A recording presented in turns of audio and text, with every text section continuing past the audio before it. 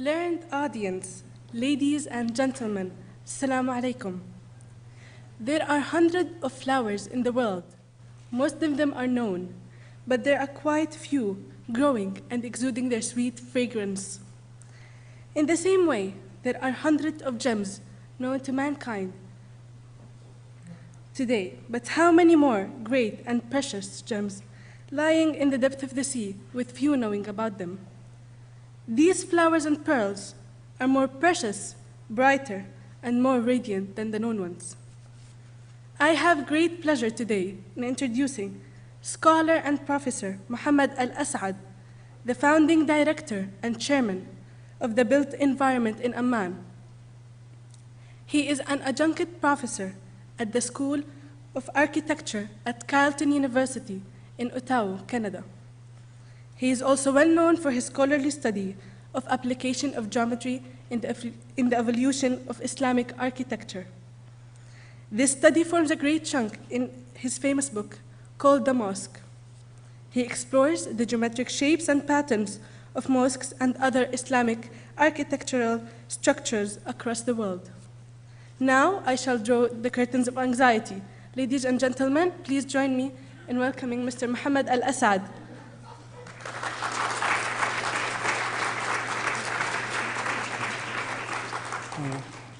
Thank you for your kind introduction.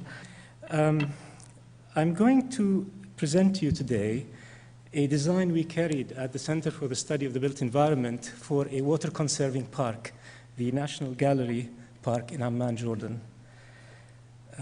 The presentation will consist of two parts. The first part will be more of a background part that will attempt to bring the subject of water-conserving landscapes and to present it within the wider historical as well as theoretical context. That part will have no illustrations, so please bear with me. The second part will present the actual park itself, and that part will have ample illustrations. As I've been preparing this presentation, I must say I felt a certain level of anxiety as I compare the subject of my presentation with the subject of the other presentations. Like the others, this presentation does deal with the issue of water in Islamic art and Islamic culture. However, I noticed that the other presentations deal with historical subjects. This one deals with a contemporary subject. The other presentations deal with academic subjects. This one deals with an applied subject, and even a subject that is intimately linked to the issue of professional landscape architecture. So there is a risk that this might be a bit out of place, but I hope that also it will provide us with an opportunity to engage in cross-cultural or cross-fertilization between the applied and the academic and the historical and the contemporary. So I hope it works out. A main idea I am presenting in this presentation is that many of the practices of landscaping today are not very sustainable environmentally, primarily because of the excessive use of water that these practices involve. In contrast, when we look at the past, at the pre-modern past in the Islamic world, we notice that we have some very highly conservative, we have some solutions that are very conscious from the environmental point of view, and ones that are very conscious in terms of the saving of water. And these solutions have much to teach us, and we can learn a great deal from them. In fact, I think that if we are to study the issue of water-conserving landscapes, we cannot separate it from the subject of environmental issues. And more specifically, I want to sort of put out the idea, or put forward the idea, that the issue of water conservation and water consumption are intricately connected to the issues of energy conservation and energy consumption. And let me elaborate on that point. If we look at the pre-modern period, we will observe that people had very limited access to energy. People could get energy through physical activity. People could get energy through beasts of burden, or they could get energy through nature. One can, for example, dry mud bricks through the sun. One can use wind to power windmills or to move ships. and one can use water to power water mills. But if you look at the amount of energy that one gets from these various sources, it actually is a very limited amount of energy. People simply did not have access to large amounts of energy in the pre-modern period. How does this relate to water? Now, if one is blessed to live in an area with adequate amounts of rainfall that falls throughout the year, then one doesn't have to worry about this problem because nature more or less delivers water where you want it. But if you live in an arid region, and many parts of the Islamic world, not all of course, are located in arid regions, then water is a problem. One needs to collect water, one needs to store water, and one needs to devise a system to move water. So therefore you need dams, you need reservoirs, you need extensive systems of canals and of pipes. And to build all of this requires considerable amounts of energy. In the pre-modern period, people had very little access to energy. That meant there were only so many dams they could build, and dams that were so large, that meant the same for reservoirs and for canals and also for pipe systems. Now, every now and then, you might have an exception. You might find someone who would be able to get resources to build something on a massive scale, but that usually was an exceptional case.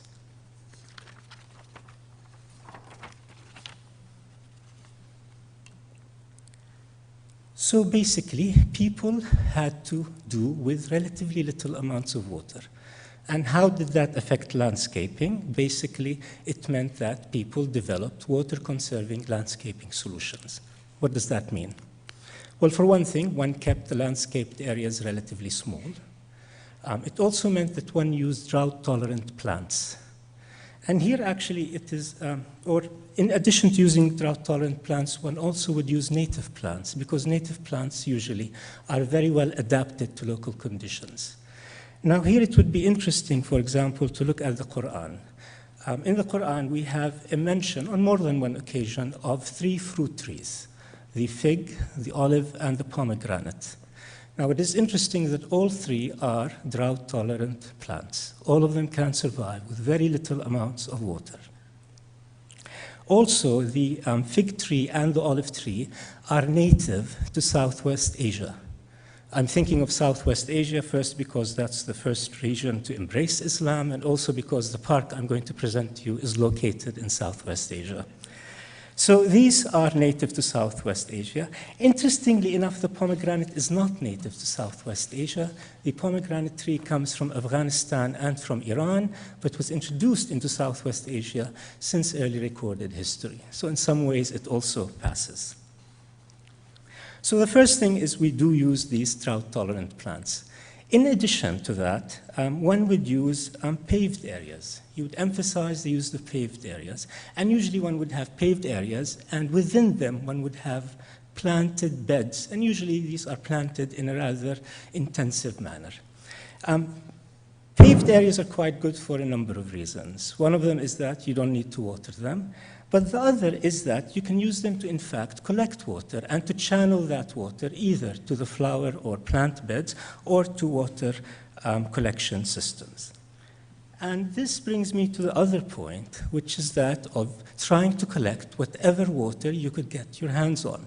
And again, if we look at Southwestern Asia, we have a very long tradition there of water collection and storage systems that goes to the pre-Islamic period. And here probably the first to come to mind when considering issues of water collection and storage are the Nabateans in southern Syria and northern Arabia, who really developed ingenious systems for the collection and the storage of water.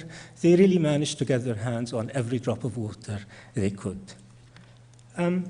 This continued into the early Islamic period.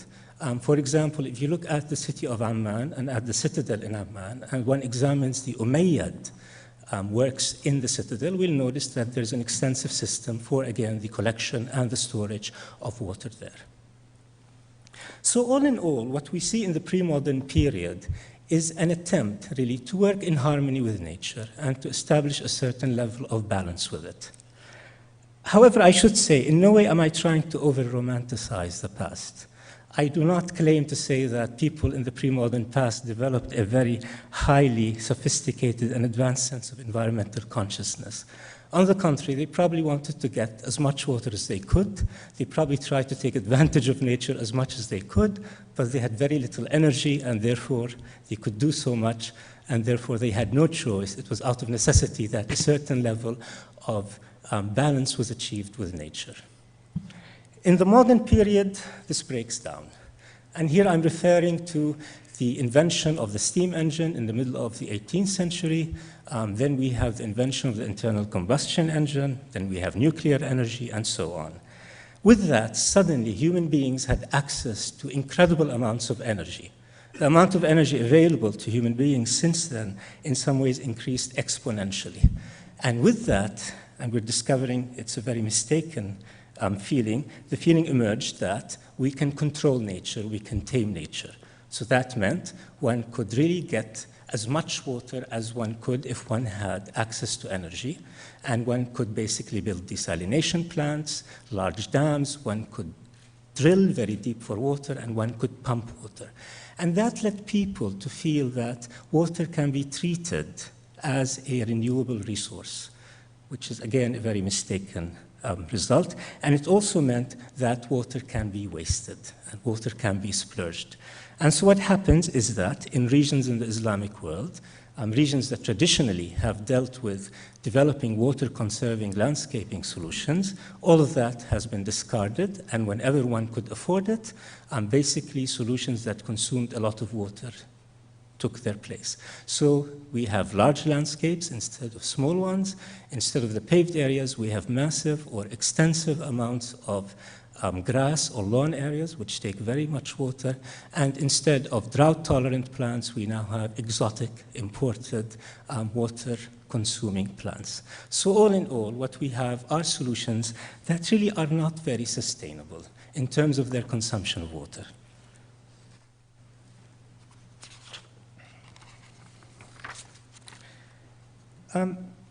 Let me just make a few remarks as to why all of this is not very sustainable. And all of this is getting to a certain point. First of all, take a look at desalination plants. Desalination uses enormous amounts of energy. And in fact, that is the reason why much of the desalination that is produced in the world actually is located in this area, in this part of the world, because this is a part of the world that has a lot of energy. Desalination depends on the burning of fossil fuels. Now, there is talk about using solar energy, but it hasn't been very successful so far. And fossil fuels, the burning of fossil fuels causes air pollution. Also, desalination causes environmental damage to marine life. And the reason is because it produces a lot of wastewater. Now, we're not talking about dirty water. We're talking about water that has high levels of salinity, usually much higher than the levels you find in the sea. And the problem is when you have desalination, you have a lot of wastewater. You need to get rid of it. So it's dumped back into the sea, but the salinity level is much higher than that of the sea. So as a result, it does extensive damage to marine life. Take dams, for example. Dams cause a lot of damage both upstream and downstream of the dam. Basically, large areas are flooded and the ecological systems are destroyed. And also, ecological systems are separated, both upstream and downstream. In addition, which is very interesting, is that often human communities suffer because of dams. In a number of communities, they use rivers as means of transportation and communication. And so communities are integrated, usually, along the river. When you have a dam, there's a separation between those communities, and that relationship is destroyed. In some ways, a dam is like having a busy highway cut through a neighborhood. It destroys that neighborhood because it cuts it into half. Deep drilling for water is quite destructive. For one thing, once you do that, you start taking water out of aquifers, and at a much faster rate that they can be replenished. And so we lose the water in those aquifers. There's also a problem with salt intrusion. Basically, as the water table goes down, salt goes into the aquifers, makes the remaining water unusable, and also salts start creeping into the soil above the aquifers, and what used to be arable land becomes barren land. And finally, we have the problem of contamination. This is especially a problem today in the developing world as we have incredible population increases and increased industrialization. We have problems today of industrial waste and sewage that is seeping into water sources and contaminating them. What this means is that we have areas that actually do have a lot of water, fresh water, but the problem is much of that fresh water is becoming contaminated. So all in all, the situation is not an encouraging one. We really are in quite a difficult situation. Now, again, I should state, I'm not in any way trying to give an environmental sermon. I'm not an environmentalist. I don't know enough about the subject. And I am aware that every now and then we have to build desalination plants, we have to build dams, we have to drill deep for water. However, we have to be aware of the environmental results of these actions and hopefully to be willing to try to neutralize or at least minimize the environmental damage that is caused by them. And this brings me back to the idea I was presenting earlier on, which is while contemporary landscaping practices might not be very sustainable, again, if we look at the past, especially in the Islamic world, where many of these practices evolved, the traditional practices, we find that they are sustainable and they do use very limited amounts of water, and that today we can really learn a great deal from them. What is interesting is that there are many experiments around the world that are attempting to do that are attempting to develop contemporary landscaping solutions that are water conserving and that do find some inspiration in examples from the past. What is sad and even ironic is that these examples are not found in the Islamic world, where we suffer from water shortages and where many of the practices of water conservation originated, but in fact are found in the Western world. I'm thinking here of places like Australia, like the Southwest United States, where actually many of the experiments in terms of water conserving landscapes are developing. They're even extending beyond that. For example, the state of Florida is very interested now in issues of water conservation, and if you've been reading the news, in fact, the whole American South, the US South, is suffering from severe droughts. We're talking about Alabama, Georgia, and so on. Also, states like Colorado are becoming interested. In fact, if you think of the concept of water conserving landscapes, one of the first terms that comes to mind is xeriscaping. It's a term that refers to a system of water conserving landscaping. This actually was developed by the Denver Water Department in the city of Denver in Colorado and even was trademarked by them. So what we are seeing is that in the Western world, many of these systems are being developed today, while in the Islamic world, we have discarded many of these traditions that we had developed early on and are using now unsustainable practices, whether it's in terms of large landscaped areas, the use of grass or lawn, or the use of imported exotic plants. So it is against this general background that I'd like to present to you the design for the National Gallery Park that we carried out at the Center for the Study of the Built Environment in Amman. And let me move on to the slides.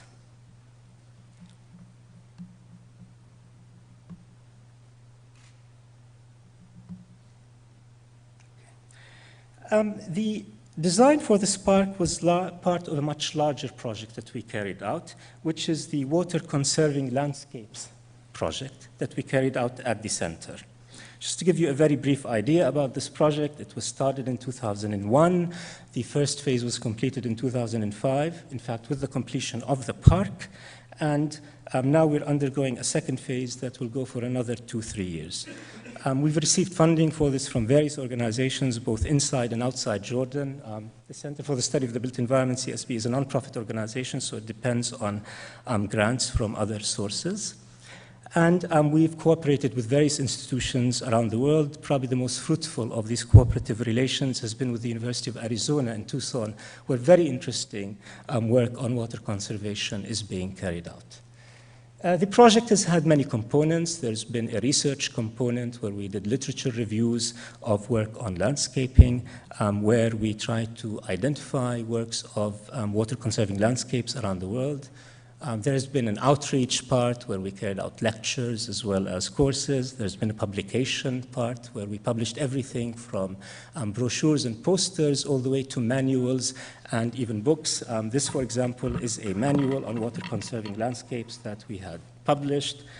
This is a book we published very recently about various lectures we organized, and a quarter of it actually is devoted to water conserving landscapes, particularly the Arizona experience.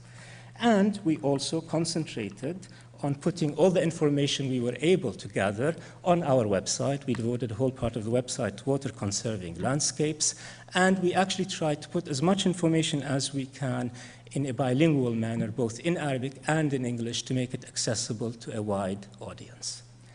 Now, all this is fine in terms of publications, in terms of outreach, and so on, but we also wanted to have a practical applied aspect to this project, and this is where the park comes in. We felt that we need to give people something on the ground that would allow them to see how water conservation works. And so we designed a few parks, and the most important of these was to be a model park or a demonstration garden in the city of Amman that would help people understand the principles of water conserving landscapes. We looked into various solutions as to where we would put that park, and eventually we decided to rehabilitate a pre-existing park in Amman that dates to the mid-century, which is the Al-Luwaybdi Park, and that has been renamed the National Gallery Park. And here you see a satellite image of the park before we started the project. It's a very elegant park in a nice part of Amman, about 2 acres, 8,000 square meters, with houses surrounding the park. This is just a site plan of the park. We chose to rehabilitate this park for a number of reasons. One of them is that it is located right next. Do we have the pointer here, Marcus? No?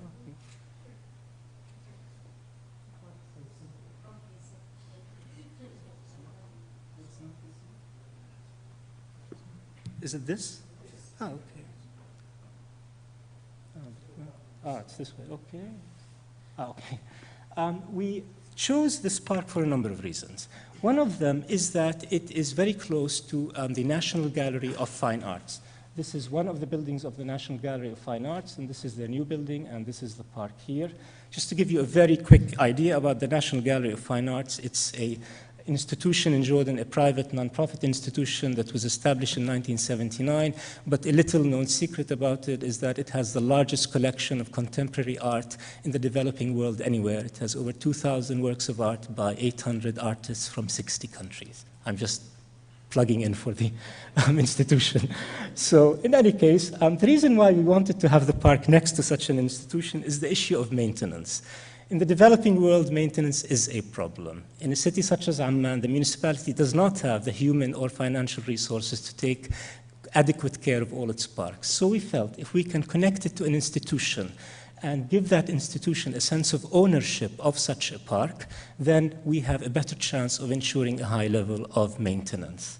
And so we talked to the National Gallery, and we told them this park actually can be a wonderful way of connecting your two buildings, and you can use it as a sculpture garden. And in fact, they had put a few sculptures in it early on. So that was the first reason why we decided on this park. Another reason is that we were lucky in that the park had no shortage of mature plants. I mean, it's a 50-year-old park. And we did a survey of all the plants in the park, and we have a list of them here. And there's a red dot next to every one of them that is drought tolerant, and you will notice that just about every plant in the park is drought tolerant. So we thought this is wonderful. You know, this is a model park. We already have all these drought tolerant plants. They are there. We can actually use them very effectively. What is more interesting is that the park had really fallen into a state of disrepair over the years. It was really in quite bad shape. But these plants survived. What is interesting about drought-tolerant plants is that not only do they survive with very little water, they actually can also survive under very difficult conditions of lack of care and even abuse. So we thought this is really a very ideal situation for us. And in fact, the park had deteriorated, and we felt that this is an opportunity to really upgrade and rehabilitate one of the great old parks of our city. This is just to show you the status of the park before we started working on it. It was really in quite bad shape, but you can see all these mature trees around it, which really haven't been given much attention over the years.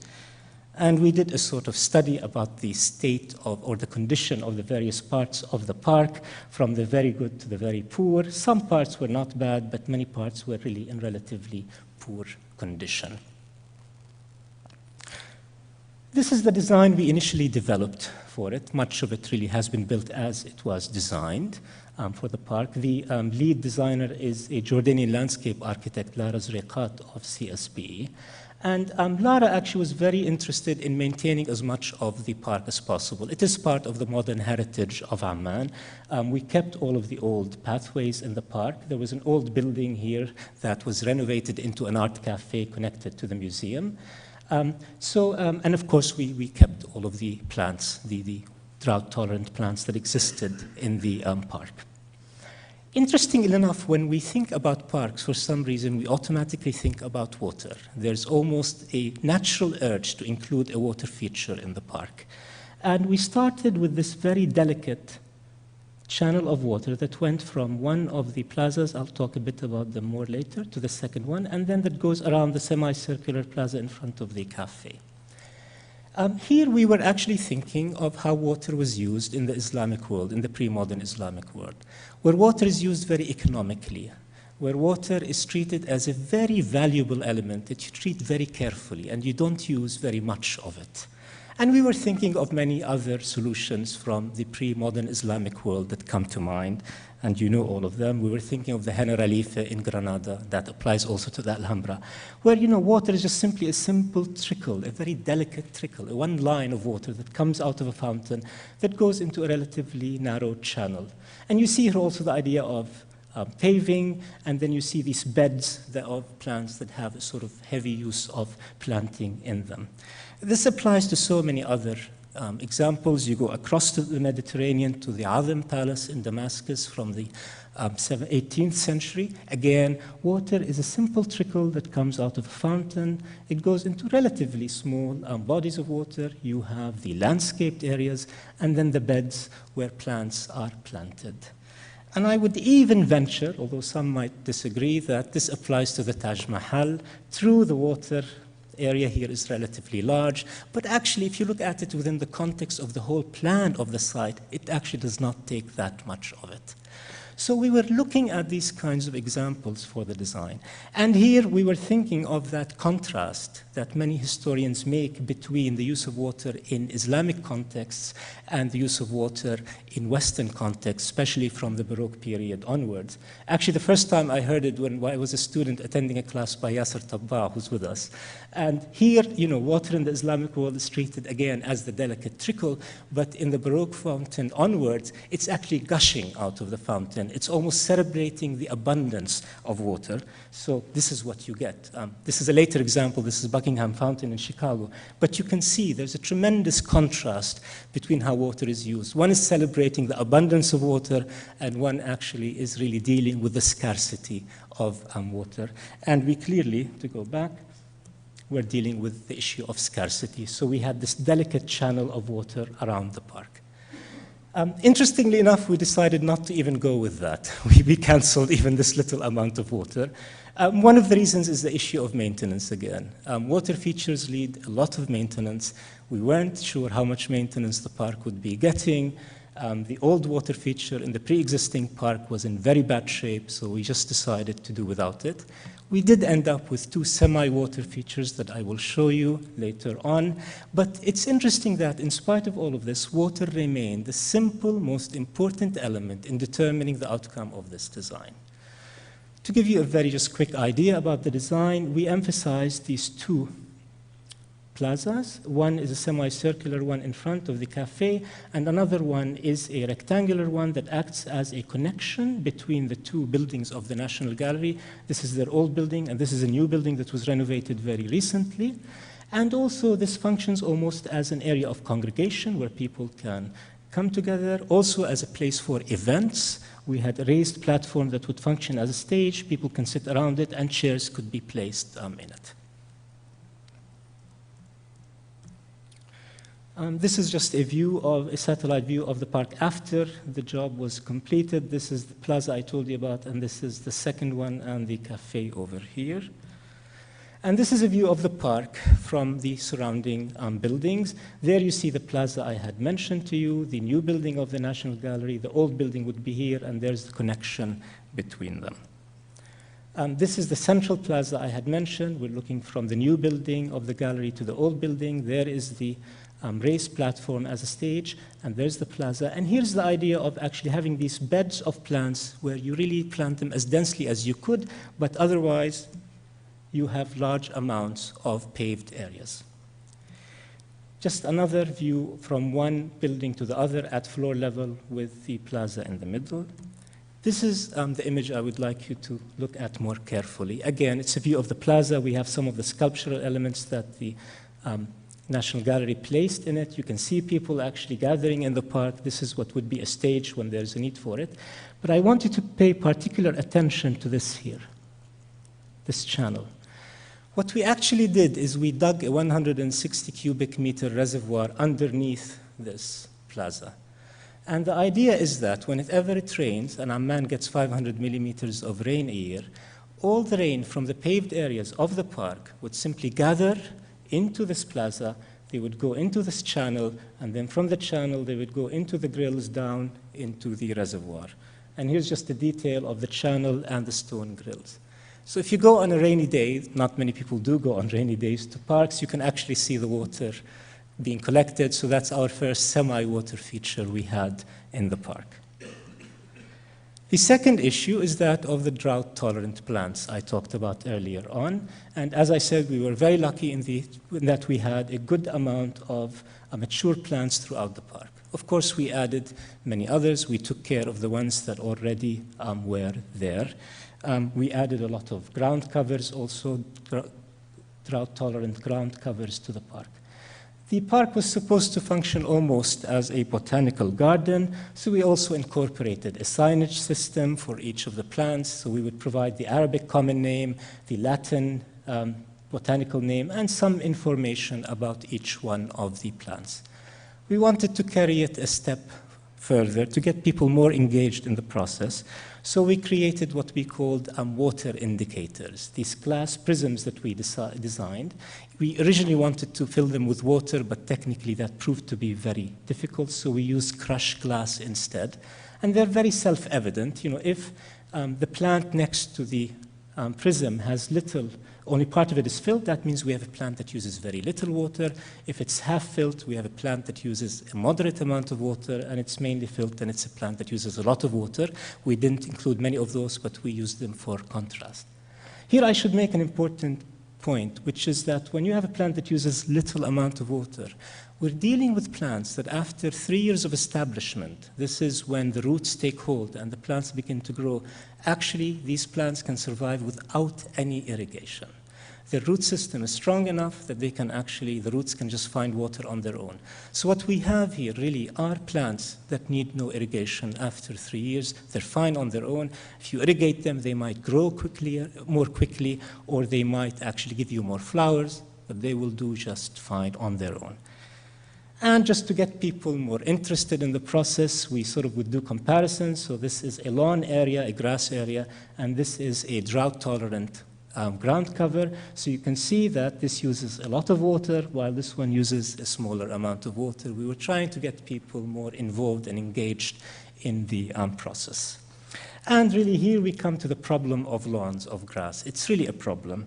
The first thing that you do when you design water-conserving landscapes is you do not put lawn.